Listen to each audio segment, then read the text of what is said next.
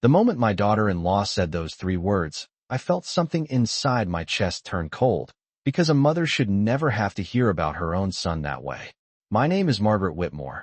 I am 68 years old, and until last autumn I believed that no matter how complicated families could become, a mother and her son would always find their way back to each other. Daniel was my only child. He grew up in a quiet suburb outside Columbus, the kind of place where kids rode their bikes down maple-lined streets and neighbors still waved from their porches in the evenings. Even as a boy, Daniel had a gentle heart. When he was 8 years old, he once walked nearly half a mile just to return a wallet he had found on the sidewalk, and he told me, with that shy little smile of his, that it felt wrong to keep something that belonged to someone else. That was the kind of man he grew up to be. After he married Ashley 6 years ago, I tried my best to give them space. Every mother knows there is a moment when your son builds a life that no longer centers around you, and I respected that. We still spoke every Sunday afternoon, usually around 3 o'clock, when Daniel would call while grilling something in the backyard. I could almost hear the smoke from the barbecue drifting through the phone while he told me about work, about the house, about the small plans they had for the future. But one Tuesday morning in October, that routine shattered in a way I never could have imagined. The call came from a number I did not recognize. At first I almost ignored it, thinking it was another telemarketer trying to sell extended car warranties. When I answered, a quiet voice introduced himself as someone from a hospital in Dayton, nearly 70 miles away from my home. My heart started beating so loudly that I could barely hear what he was saying. The words sounded distant, like they were coming from the far end of a long hallway. He told me there had been an incident and that my son Daniel had passed earlier that morning. For a moment, I truly believed there had been some kind of mistake. Daniel had spoken to me just 3 days earlier. His voice had been warm, calm, completely normal. People do not simply disappear from the world between one phone call and the next. After the call ended, my hands trembled so badly I had to sit down at the kitchen table. The clock above the stove read 9:14 a.m., and outside my window the leaves were just beginning to turn gold. I remember staring at those leaves and thinking how strange it was that the world could look so peaceful when mine had just been broken apart. Of course, the first person I called was Ashley. She was my son's wife. If anyone should have been speaking with the hospital, it should have been her. The phone rang several times before she finally answered. Her voice sounded flat, almost distracted, as if I had interrupted something ordinary. I told her what the hospital had said and asked if it was true, if Daniel was really gone. There was a pause on the line, not a sob, not even a sharp breath, just a pause. I swallowed the tightness in my throat and asked the question any mother would ask next. I asked her what time my son's funeral would be, and that was when Ashley quietly replied, in a tone so calm it barely sounded human. "Margaret, he's long gone." I kept holding the phone long after Ashley stopped speaking because I was certain I had misunderstood what she meant. The words she used sounded so distant and strangely casual that my mind refused to accept them. I remember sitting at my kitchen table with the receiver pressed against my ear while the refrigerator hummed quietly behind me and the autumn light slipped across the floor. After several seconds I asked her again, this time more slowly, because I thought perhaps the line had been unclear. I said that I understood Daniel had passed away, but I needed to know when the service would be held and where it would take place. Every mother deserves to say goodbye to her child, no matter how old that child becomes. Ashley sighed very softly, the way someone does when they are tired of repeating themselves, and then she said something that made the air in my lungs feel heavy. She told me there was nothing for me to worry about, and that everything had already been handled. Her tone sounded polite on the surface, but there was no warmth in it, no grief, not even the quiet exhaustion that usually follows a loss. I asked her what she meant by already handled. There was another pause, and then she explained that Daniel had been cremated earlier that morning and that a small private service had already taken place.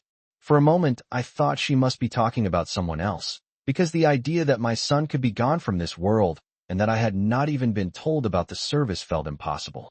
I asked her why no one had called me, why I had not been given the chance to attend, and she simply said that things had happened very quickly and that she had been busy making arrangements.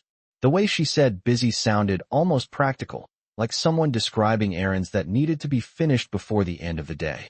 I could hear faint sounds in the background of the call, the closing of a cabinet door, and what sounded like a television playing somewhere in the house. None of it sounded like the home of a woman who had just lost her husband. I tried to keep my voice steady as I asked where Daniel had been taken and which funeral home had handled the arrangements. But Ashley answered in short sentences that did not explain very much. She told me not to worry about the details and suggested that perhaps it would be better if I focused on resting for a few days. That was when a quiet feeling of confusion began to grow in my chest. Daniel had always told me that if anything ever happened, he wanted a proper service where family could gather and remember him together. He had said that only 2 years earlier when we attended the memorial of one of his old college friends. I remembered him standing beside me outside the church parking lot that day, adjusting his jacket and saying that family should never be left out of moments like that. Yet now I was being told that everything had already happened without me. After Ashley ended the call, I sat there staring at the wall clock again. Only 15 minutes had passed since the hospital called, but it felt like an entire day had slipped away. I tried to convince myself that grief made people behave strangely, and that perhaps Ashley was simply overwhelmed. Still, a quiet thought would not leave my mind. If my son's final goodbye had already taken place, why did it feel as though I had been deliberately left outside of it? After I ended the call with Mark Jensen, I remained standing in the middle of my kitchen, staring at the quiet room as if the walls themselves might explain what had just happened. The information he shared did not match the story Ashley had told me at all. According to her, everything had happened quickly that very morning.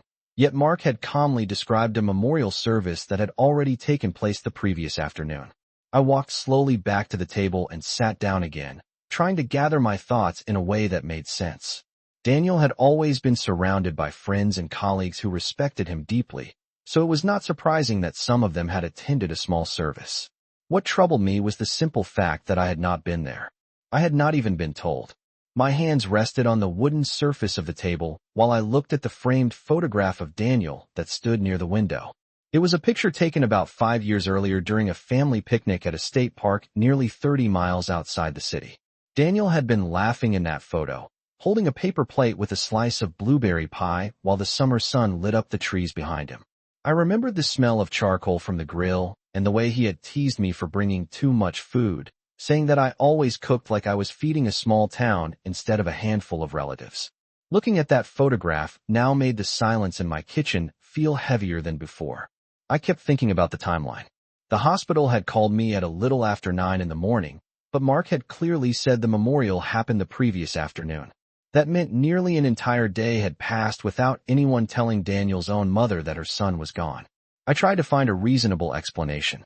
Perhaps Ashley had assumed someone else would contact me. Perhaps she believed the hospital had already done so. Yet the longer I thought about it, the less convincing those possibilities became. Ashley had spoken to me only minutes earlier and never once mentioned that a service had already been held. Instead, she had simply said everything was handled and suggested that I rest. The more I replayed that conversation in my mind, the more a quiet sense of unease settled in my chest. Daniel and I might not have spoken every day, but we had never been strangers to each other. He had always insisted that family mattered more than appearances or schedules. Even during his busiest years at work, he found time to visit me at least once a month, driving the 70 miles from Dayton to my home with a bag of groceries or a new recipe he wanted to try together. That was the man I raised, a man who believed that his mother deserved a place in the important moments of his life. And yet somehow the most final moment of all had passed without me even knowing it was happening. As the afternoon light slowly dimmed outside my window, I began to realize that sitting quietly with confusion would not bring answers. If the memorial had truly taken place at a funeral home near Daniel's house, then there would be a record of it. Someone there would remember the arrangements, the visitors, and the person who signed the paperwork. I reached for my purse and took out a small notebook where I kept phone numbers and addresses. If I wanted to understand why I had been left out of my own son's farewell, the next step was simple. I would have to start asking questions myself. I spent the rest of that afternoon preparing for a drive I never imagined I would have to make. The small notebook with phone numbers rested beside me on the kitchen table while I searched online for funeral homes near Daniel's neighborhood in Dayton. It did not take long to find a few possibilities, and one of them stood out immediately because it was less than 2 miles from the house Daniel and Ashley had purchased 4 years earlier. I wrote the address down carefully and closed my laptop, feeling a quiet determination replaced the confusion that had followed me all day. If a memorial service had truly taken place there, then someone inside that building would remember it. By the time the sun had lowered toward the horizon, I had packed a small bag with a sweater and a bottle of water for the road. The drive from my home outside Columbus to Dayton usually took about an hour and 15 minutes depending on traffic, and I knew the highway well because I had traveled it many times to visit Daniel. Normally those drives were filled with anticipation, the simple happiness of knowing I would soon see my son standing in his driveway with that familiar half-smile on his face.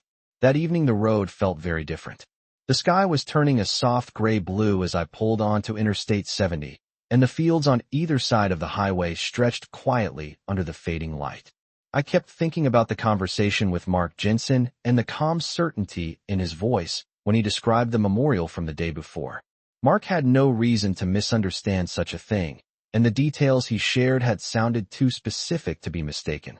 About halfway through the drive, I passed a rest area where Daniel and I had once stopped for coffee during a winter trip several years earlier. The memory surfaced so clearly that I could almost hear his voice again, joking about how terrible highway coffee always tasted. It reminded me how normal life had seemed only a few days ago. When I finally reached the exit that led toward Daniel's neighborhood, the streets looked exactly the same as they always had. Small houses lined the quiet roads, and porch lights had begun to glow in the early evening. I slowed my car as I passed the street where Daniel lived, noticing his driveway from a distance. His truck was not there, but Ashley's silver sedan was parked near the garage. For a moment I considered stopping at the house first, but something told me that conversation could wait. Answers would be easier to find where the arrangements had been made. The funeral home was located on a peaceful corner just beyond a small church and a row of maple trees that were already shedding their leaves. The building itself looked modest and well-kept, with warm lights glowing through the front windows. I parked my car along the curb and sat there for a moment, watching the quiet entrance. A gentle breeze moved across the parking lot, carrying the faint scent of fallen leaves and cool evening air. My heart felt heavy, but the confusion that had filled my mind earlier was slowly turning into something more focused. If a service had been held here the day before, someone inside would remember the name Daniel Whitmore. And once I stepped through those doors, I intended to find out exactly how my son's farewell had happened without his mother ever being told. The cool evening air felt different when I stepped away from the funeral home, as if the quiet street had suddenly become heavier with meaning. I stood beside my car for a moment, holding my purse close to my side while the last pieces of the conversation inside settled in my mind. The man at the desk had not sounded uncertain. He had been calm and professional, the way someone speaks when they are simply explaining facts written on paper. According to those papers, Ashley had arranged everything. She had chosen the service, selected the guest list, and specifically told the funeral home that no other relatives needed to be contacted. That single detail repeated itself in my thoughts while I looked across the empty parking lot. No other relatives needed to be contacted. It was not a misunderstanding. It was not an accident. Someone had made a decision. I slowly opened my car door and sat down behind the wheel, but I did not start the engine right away. The dashboard clock glowed softly in the darkening car, showing that it was a little past 7 in the evening. Daniel's house was less than a 10-minute drive from where I was parked. For a long moment, I stared through the windshield at the quiet street ahead of me and wondered how a conversation between a mother and her daughter-in-law could possibly begin after something like this. Part of me wanted to turn the car around and drive back home, to return to the small kitchen where Daniel's photograph still stood near the window and allow time to dull the confusion. But another part of me knew that silence would only leave the questions unanswered. Daniel had always believed that problems inside a family should be faced directly, even when the truth was uncomfortable. I could still hear his voice from years earlier when he once told me that avoiding difficult conversations only allowed misunderstandings to grow larger. Remembering that moment gave me the quiet strength I needed.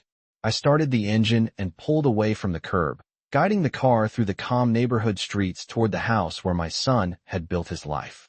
The familiar turns along the route felt strangely distant now, even though I had driven them many times before. When I reached Daniel's street, the porch lights of several homes were glowing warmly against the evening sky. His house stood halfway down the block, exactly as I remembered it, with the small oak tree in the front yard and the white porch railing he had installed himself during the first summer after moving in. Ashley's silver sedan was still parked near the garage, and the living room lights were on inside. I slowed the car as I approached the curb and finally brought it to a stop a short distance from the driveway. For a few seconds I simply sat there, looking at the home where Daniel had once greeted me with open arms and easy laughter. Now the same house felt unfamiliar, as though a quiet wall had risen around it. The answers I needed were inside that building, waiting behind a door that had not been opened for me earlier that day. Taking a slow breath, I stepped out of the car and walked toward the front porch, knowing that whatever Ashley had chosen to hide from me would finally have to be explained face to face. I walked slowly up the short path toward the front porch, noticing how quiet the neighborhood had become now that evening had settled in. The porch light above the door cast a soft circle of yellow across the wooden steps Daniel had built himself not long after he moved into the house. I remembered the afternoon he finished installing them. He had called me proudly, laughing as he said the steps were not perfect, but they would last for years. Standing there now, I rested my hand briefly on the railing and felt a wave of memories that made my chest tighten. This house had once been a place where I was always welcome. I raised my hand and knocked gently on the front door. For a few seconds there was no response, only the distant sound of a television somewhere inside the house. Then I heard footsteps approaching across the hardwood floor. When the door finally opened, Ashley stood in the doorway wearing a loose gray sweater and holding a phone in one hand. Her expression was not surprised exactly, but it was certainly not warm either. She looked at me the way someone might look at an unexpected visitor rather than a member of the family. I greeted her quietly and said that I had driven in from Columbus because there were some things I needed to understand. Ashley stepped back just enough for me to enter, though the movement felt more polite than welcoming. The living room looked almost exactly the same as the last time I had visited. The same beige sofa sat against the wall, and the small coffee table Daniel had bought during a weekend furniture sale was still in the center of the room. Yet something about the atmosphere felt strangely empty, as if the house itself had lost its warmth. I noticed right away that several framed photographs of Daniel that had once been displayed on a shelf were no longer there. Trying to keep my voice calm, I asked Ashley why I had not been told about the memorial service the day before. For a moment she did not answer. She walked slowly toward the kitchen counter and set her phone down, then folded her arms as if preparing for a conversation she had expected all along. Ashley said the service had been kept small because everything had happened very quickly and she did not want it to become overwhelming. I listened carefully, but her explanation sounded rehearsed rather than emotional. I told her that I had spoken with the funeral home and that they had confirmed she was the one who arranged everything and specifically requested that no other relatives be contacted. At that moment the room became very quiet. Ashley looked at me for several seconds without speaking, and in that silence I realized something important. She was not denying what I had said. Instead, she simply nodded once, as if acknowledging a fact that no longer needed to be hidden. Then she said something that made the weight in my chest grow heavier. She explained that Daniel had wanted a simple farewell without complications, and that she believed it was easier for everyone if the arrangements were handled privately. Hearing those words inside my son's home felt deeply unsettling because I knew Daniel well enough to recognize when something did not sound like him at all. As I stood there in the quiet living room, I understood that the conversation we were about to have was no longer about a missed phone call or a rushed memorial. It was about a decision someone had made on my behalf, and Ashley had clearly decided that Daniel's mother did not need to be part of his final goodbye.